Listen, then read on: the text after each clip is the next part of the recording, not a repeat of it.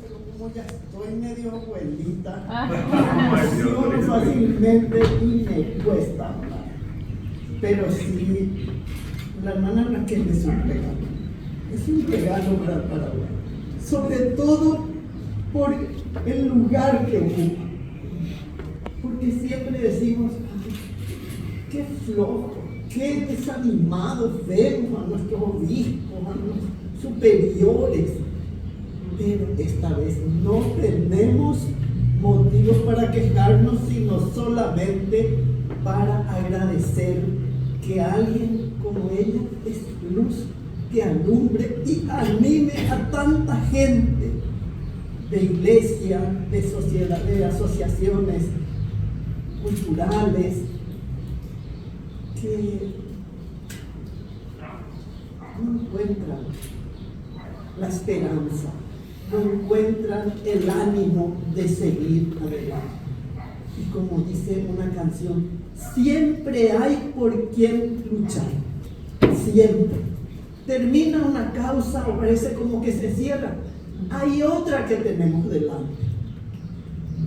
Y perdonen que hable por mí, pero cuando me dieron el premio era que habíamos logrado, gracias a la resistencia ciudadana, no a la justicia, liberar, hacer que recuperen la libertad los campesinos de Marinacue.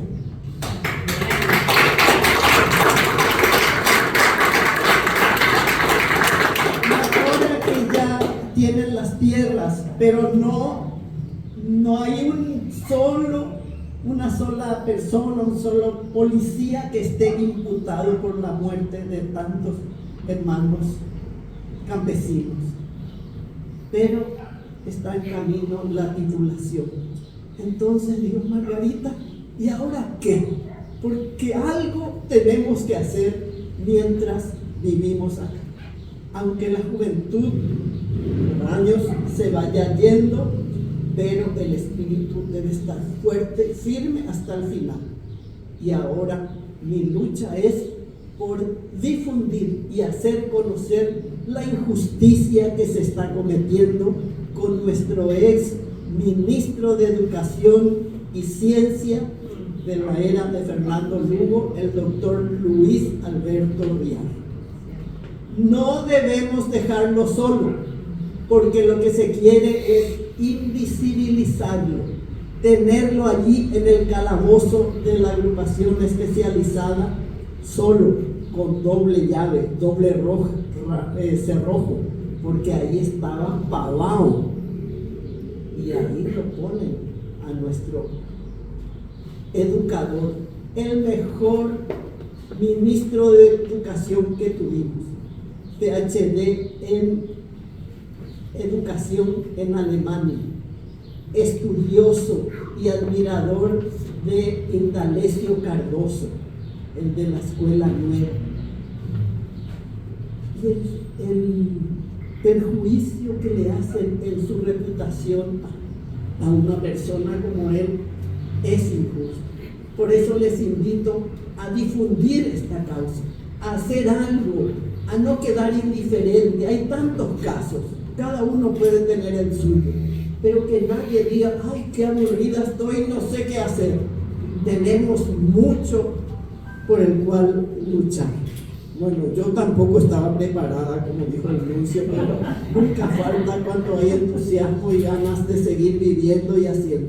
Y les cuento que ya voy a cumplir 80 años, pero creo que estoy como para trepar portones.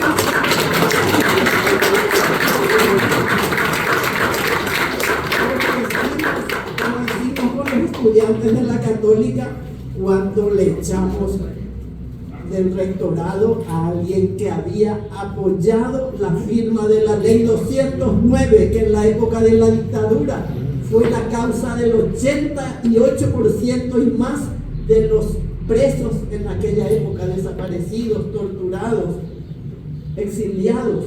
La ley 209 en defensa de la paz pública de ese país que vivía en paz y en progreso, que era un país de cementerios, del silencio.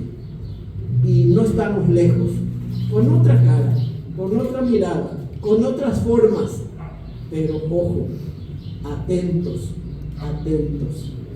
Muchos inician buen camino, pero por el trayecto se marean, se distraen. Una cosa es la legitimidad de origen y otra de trayectoria, y en eso debemos permanecer hasta el final. Felicidades.